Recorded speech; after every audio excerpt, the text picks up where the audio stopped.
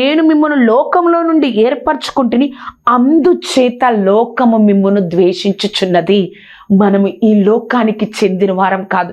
ఎప్పుడు కూడా మనం గుర్తుపెట్టుకోవాలి, అయ్యో వాళ్ళు ఇలా అన్నారు, వీళ్ళు ఇలా అన్నారు, వీళ్ళు ఇలా అన్నారు.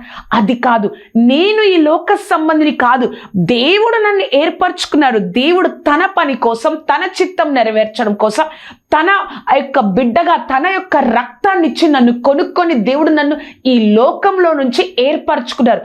నేను ఈ లోక సంబంధిని కాదు కాబట్టి ఆ లోకంలో ఉన్న వారి యొక్క వ్యక్తిత్వానికి, ఆ మనస్తత్వానికి నాకు పడదు కాబట్టి ఈ లోకం నన్ను ద్వేషిస్తుంది అని నువ్వు ధైర్యం తెచ్చుకొని, నువ్వు ఎందుకు నన్ను ద్వేషిస్తుంది, నేను ఈ లోక సంబంధిని కాదు, నేను దేవుని సంబంధిని కాబట్టి ఈ లోకం నన్ను ద్వేషిస్తుంది అని నువ్వు ఆ యొక్క ఆశీర్వాదాన్ని కూడా నువ్వు అంగీకరించాలి. ఆ యొక్క ఆశీర్వాదాన్ని కూడా నేను అంగీకరించాలి.